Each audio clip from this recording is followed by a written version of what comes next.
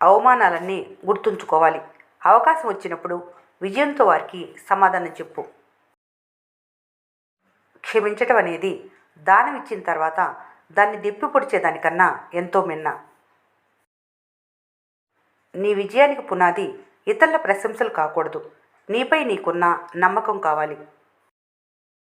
నీ మౌనాన్ని తక్కువగా అంచనా వేయకు. సింహం గర్జించినంత మాత్రాన అది వేట మర్చిపోయినట్లు కాదని గుర్తు చేయాలి. విమానం టేకాఫ్ అవుతున్నప్పుడు గాలిని ఎదుర్కొంటూ ముందుకు వెళ్ళాలి. జీవితంలో అడ్డంకులు వస్తున్నాయంటే నువ్వు ఎదగటానికి సిద్ధపడుతున్నావని అర్థం. నిజం నిర్భయంగా మాట్లాడే వ్యక్తి కఠినంగా అనిపించవచ్చు, కానీ అతను మాత్రం మోసగాడు కాదు. నిజంగా ప్రేమించేవారు సాకులు చెప్పరు.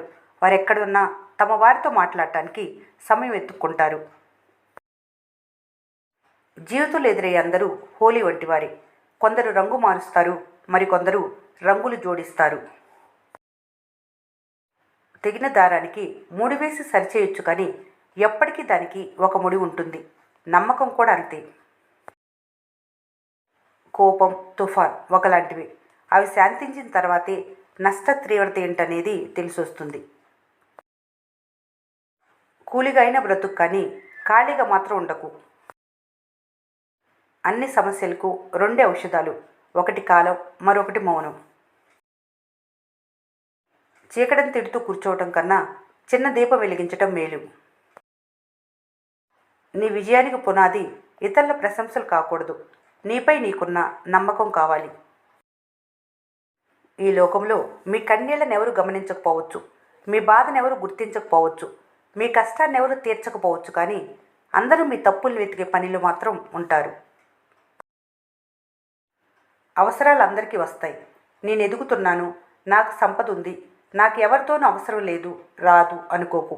ఏ సమయం ఏ రోజు ఎలాంటిదో నీకేదీ చెప్పిరాదు. ఎవరిని తక్కువ అంచనా వేసి చులకనగా చూడకు. అవసరం, అవకాశం, అవమానం చాలానే నేర్పిస్తాయి. కోపంలో ఉన్నప్పుడు ఆలోచించలేరు, బాధలో ఉన్నప్పుడు అర్థం చేసుకోలేరు. వెలుతురులో నీ వెంట నడిచే నీడ చీకట్లో కనపడినట్లే జీవితంలో వచ్చే సమస్యలు ఎల్లకాలం ఉండవు. పుస్తకాల్లో పాఠం చదివితే నిద్ర రావచ్చు, అదే పాఠం జీవితం నేర్పిస్తే ఖచ్చితంగా నిద్ర రాదు. నిన్ను వదిలి వెళ్ళిన దేన్ని తలుచుకుంటూ బాధపడకు. నువ్వు తలుచుకోవటానికి కూడా అది అర్హత లేనిది. మీ విలువ తెలియని వాళ్ళతో ఏం మాట్లాడినా, వాళ్ళకి ఏం చేసినా మీకు విలువ ఉండదు. ఒకప్పుడు ఇచ్చిన విలువ ఇప్పుడు ఇవ్వట్లేదంటే వారికి మీతో అవసరం తీరిపోయిందని అర్థం. ఒక దారి మూసుకుపోయినప్పుడు తప్పకుండా మరో దారి తెరిచి ఉంటుంది. దాన్ని గుర్తించగలగటమే విజయానికి మార్గం. బంధం బాగున్నప్పుడు అన్ని విషయాలు మీకు చెప్తారు. అదే బంధం చెడిపోయినప్పుడు నీ విషయాలు అందరికీ చెప్తారు. ఇదే లోకం పోకడ. మంచి వ్యక్తితో సంబంధం చెరుకు లాంటిది. దాన్ని పిండినా, కొట్టినా, రుబ్బినా మీకు తీపి మాత్రమే లభిస్తుంది. మీ స్థాయిని బట్టి మిమ్మల్ని గౌరవించేవారి కంటే మీ మనసును బట్టి మిమ్మల్ని ప్రేమించేవారే మీకు నిజమైన ఆప్తులు. మనిషిని చూసి దగ్గరైన బంధం కంటే మనసును చూసి దగ్గరైన బంధం శాశ్వతంగా నిలిచి ఉంటుంది. మనశ్శాంతి అనేది మనీతో రాదు. ఇష్టమైన వాళ్ళు మీతో ప్రేమగా మాట్లాడే 4 మాటలతో వస్తుంది. అలిసే వరకు ఆడితే అది ఆట, గెలిసే వరకు చేస్తే అది యుద్ధం, చచ్చేంత వరకు బ్రతికితే అది జీవితం, చచ్చినా కూడా బ్రతికితే అది నీ మంచితనం. విలువైన వాళ్ళతో కాదు, విలువ తెలిసిన వాళ్ళతో స్నేహం చేయి. నువ్వు బాధపడే రోజు ఎప్పటికీ రాదు. మీ సంస్కారం చెప్తుంది కుటుంబం ఎలాంటిదో. మీ మాట్లాడే మాటలు చెప్తాయి స్వభావం ఏమిటో. మీరు చేసే వాదన చెబుతుంది జ్ఞానం ఎంతుందో. మీరు చూసే చూపు చెబుతుంది ఉద్దేశం ఏమిటో. మీ వినయం చెబుతుంది నేర్చిన విద్య ఎలాంటిదో. చెడు నిన్ను తొందరగా ఆకర్షిస్తుంది, లొంగిపోతే వెంటనే నాశనం చేస్తుంది. కానీ మంచి నీకు నిదానంగా అర్థమైన నిన్ను గొప్పవాణ్ణి చేస్తుంది. బంధం అంటే మాట్లాడితే సంతోషం కలగాలి, కోప్పడితే భయం కలగాలి, కష్టం వస్తే ధైర్యం అవ్వాలి, తప్పు చేస్తుంటే కసిరి సరిచేయాలి. మాట చిన్నదైనా మనసును గాయపరుస్తుంది. ఒక చిన్న అబద్ధమైన అనుబంధాలను తెంచుతుంది. అపార్థం కొంచెమైనా మంచి స్నేహాన్ని కూలదోస్తుంది. కారణం చిన్నదే, ఫలితం మాత్రం జీవితకాలం. ఎవరు నిజాయితీగా ఉన్నారు, ఎవరు నటిస్తున్నారని తెలుసుకోలేనంతగా సూపర్గా నటిస్తున్నారు. మీరు మాత్రమే ఎదగాలనుకున్నప్పుడు మీరు పడిపోతే పట్టుకోవటానికి ఎవరు ఉండరు. మీతో పాటు మీ చుట్టూ ఉన్నవారు కూడా ఎదగాలి అనుకున్నప్పుడు పడిపోతే పట్టుకోవటానికి 10 చేతులు వస్తాయి. అహంకారం ఇదొక భయంకరమైన మానసిక వ్యాధి. ఈ వ్యాధి సోకిన వారు సుఖపడరు, ఇతరులను సుఖపడనివ్వరు. నమ్మకం చదవటానికి 3 అక్షరాలే కానీ సంపాదించడం చాలా కష్టం. ఎందుకంటే అది డబ్బు కన్నా విలువైంది. స్నేహం అందరితో చెయ్యలేరు. మంచి స్నేహం దొరకాలంటే ఒక యుగం పడుతుంది. ప్రేమ ఇది వినటానికి బాగానే ఉంటుంది కానీ అందరి దగ్గర దొరకదు, కొందరి దగ్గర మాత్రమే ఉంటుంది. విలువైన వాటిని దేవుడు నీకు ఇచ్చే ముందు కొంచెం ఆలస్యం చేస్తాడు. ఎందుకంటే దాన్ని పొందే అర్హత నీకు ఉందో లేదో తెలియాలి కాబట్టి. జీవితం ఎలాంటిదంటే అర్థం కాని వయసులో ఆనందాన్ని ఇస్తుంది, అర్థమయ్యే వయసులో కన్నీరుని తెప్పిస్తుంది. మీ జీవితంలో మిమ్మల్ని నమ్మిన వాళ్ళని ఎప్పుడూ మోసం చేయాలని చూడకు. ఎందుకంటే నమ్మకం ప్రాణం లాంటిది. ఒక్కసారి పోతే మళ్ళీ తిరిగి రాదు. ఒకరిని బాధ పెట్టి మీరు ఆనందపడటం కాదు జీవితం అంటే. మీరు బాధలో ఉన్నా ఇంకొకరిని సంతోషపెట్టడమే నిజమైన జీవితం. అహం ఎక్కడ ప్రారంభమవుతుందో పతనం కూడా అక్కడే ప్రారంభమవుతుంది. నిరంతరం ఆనందంగా ఉండాలంటే మీ మనసును బాధపెట్టే విషయాల నుండి విముక్తి పొందాలి. ఏ విషయంలోనూ తప్పులు వెతకరాదు. తప్పులు వెతకడం ప్రారంభిస్తే ఆనందం కోల్పోతారు.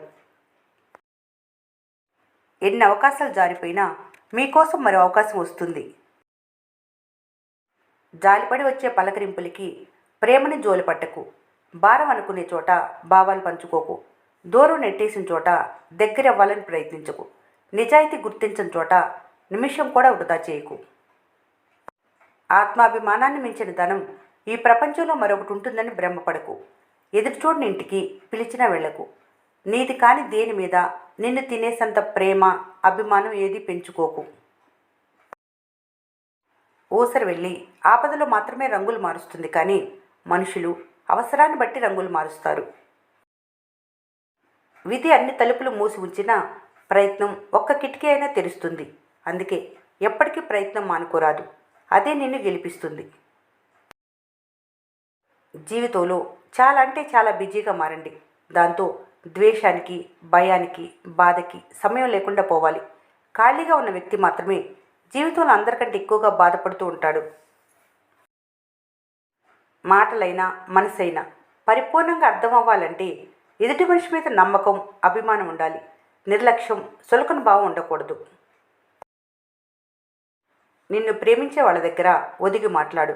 నిన్ను ద్వేషించే వాళ్ళ దగ్గర ఎదిగి మాట్లాడు.